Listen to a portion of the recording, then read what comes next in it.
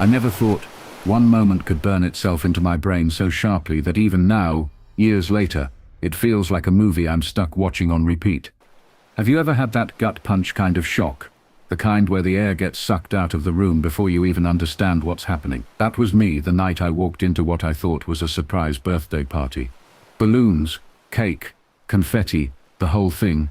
Only to realize halfway through the applause that it wasn't a birthday at all. It was a wedding. Hers, and not to me. The crazy part is, I wasn't even supposed to be there at first. I got this vague, cheerful text from one of her friends. Something along the lines of, "Hey, we're putting something together for her. It would mean a lot if you came." No details, just a time and place. I thought maybe it was last-minute planning for her birthday, because she had been weirdly secretive about celebrating. That should have been the first red flag, right? But love makes you dumb. I shrugged it off, and figured maybe she wanted her friends to plan something instead of me for once. When I walked through those double doors, I was grinning like an idiot. I had this whole speech rehearsed in my head about how she deserved the world, how I was glad everyone else was there to see how special she was. The place was packed. People I'd never seen before dressed up like it was some gala, not a casual party. There was this hush, like everyone was holding their breath. Then this sudden eruption of clapping and cheering.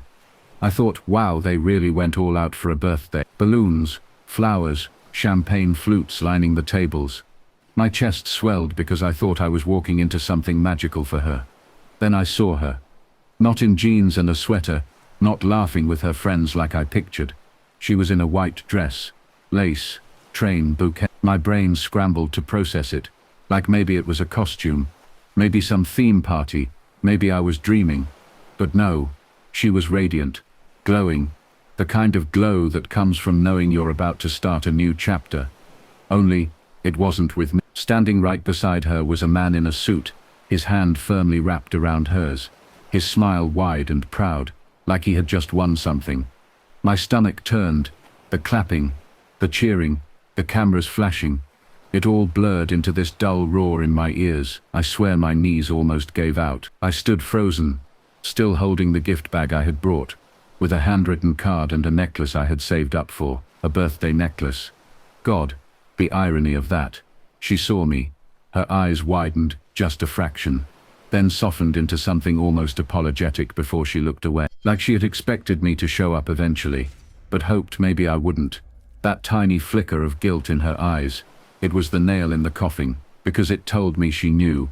She knew exactly what she was doing, and still she hadn't said a word to me. I don't even remember moving, but somehow I ended up in the back of the room, pressed against the wall while the ceremony went on. They had a minister, vows, the whole deal. Her friends, our friends, looked at me with a mix of pity and confusion, but no one said anything. No one stopped the train wreck from happening.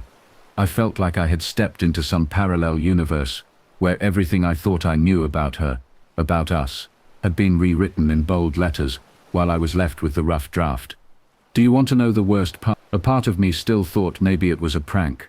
Maybe any second she'd drop his hand, run over to me, laugh and say, "Surprise, we got you good." But the longer I watched, the more the truth dug its claws in. The kiss sealed it.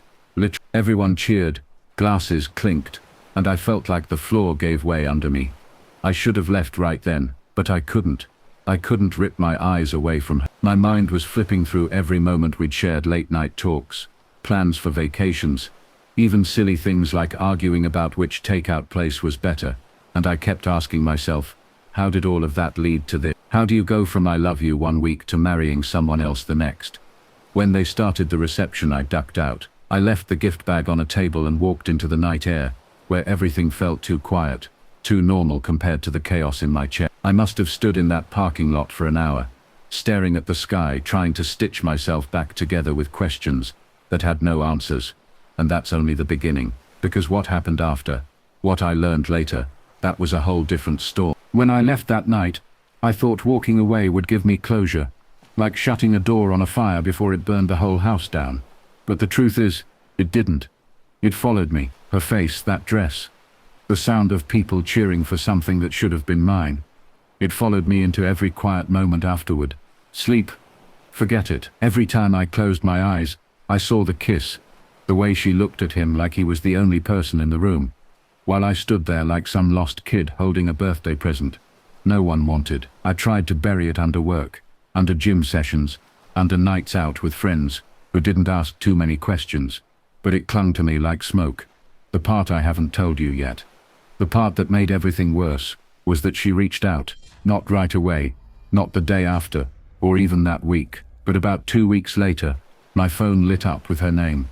I stared at it for a long time before answering, my hands trembling like a rookie surgeon about to make his first incision. When I finally picked up, her voice was soft, like nothing had happened, like we were just catching up after a long day. "I wasn't sure if you'd answer," she said. "Why are you calling me?" My voice cracked on the word why. I wanted to explain. That word set me off. I remember pacing my apartment like a caged animal, my chest tight, my pulse slamming in my ears. "You wanted to explain? You married someone else. What's left to explain?" She was quiet for a moment, and then she whispered, "It wasn't supposed to happen this way." And that was the beginning of the unraveling. Because she did explain piece by piece, like pulling shards of glass out of a wound. She told me she had been seeing him for months, that she never planned for it to go this far, that she had been confused, that she thought she could manage both, until she realized she couldn't. She said he proposed suddenly, that the wedding was fast-tracked because of his family, some urgency I couldn't wrap my head around. And then she admitted the part that gutted me most. She had kept me close because she wasn't ready to let me go. Do you know what it feels like to realize you were someone's safety net? To realize all those nights you thought were intimate were actually placeholders, until something shinier came along. It's like being erased while still existing. I wanted to scream at her, to hang up, to block her number forever. But I did, because some sick, broken part of me still needed her words, still wanted to know why. I asked her, point blank, "Did you ever love me?" Her silence on the other end stretched long enough that I almost hung up. Then in the smallest voice she said, "Yes, but not enough." That line, "not enough," still haunts me, because how do you measure love? How do you weigh the nights we stayed up until dawn, against some stranger's proposal? What scale decides who's enough, and who isn't? After that call, things got darker. I found out more than I wanted to. A friend of a friend filled me in on the truth about her new husband. He wasn't some random guy. He was wealthy, well-connected, and came from a family that moved fast when they wanted something. She hadn't just stumbled into this. She had chosen it. She had chosen stability, money, influence, and she had chosen to keep me in the dark until the last possible second. There's a kind of anger that doesn't burn hot. It freezes. It turns everything numb.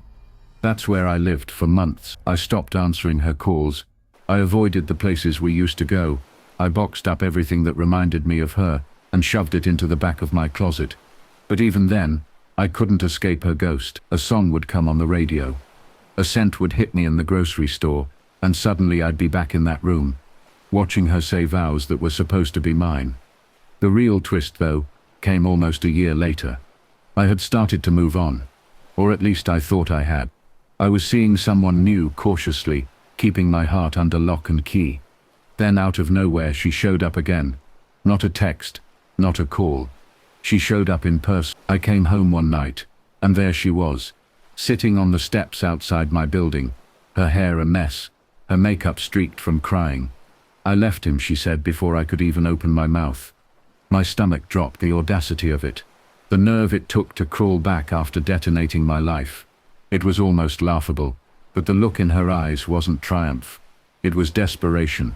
She was unraveling, and for some insane reason she thought I could sew her back together. I didn't invite her in. I didn't hug her. I didn't even sit down. I just stood there, arms crossed, heart pounding. "Why are you here?" "Because I made a mistake," she sobbed. "Because I should have chosen you." And in that moment, I realized something that freed me.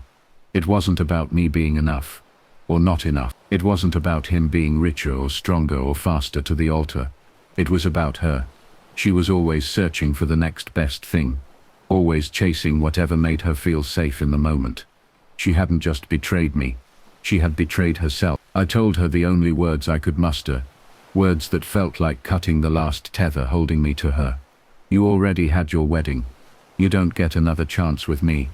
Her face crumpled, but I didn't stay to watch. I walked past her, into my building, and let the door close behind me. For the first time in a long time, I felt something like peace. Because sometimes the best revenge, the best closure, isn't shouting or fighting, or demanding answers. It's moving on so completely that when the past comes crawling back, it finds no space left to settle. And that, I guess, is how you survive walking into a surprise birthday party that turned out to be a wedding. Hers. To someone else. You learn that the story doesn't end there. It begins again. But this time without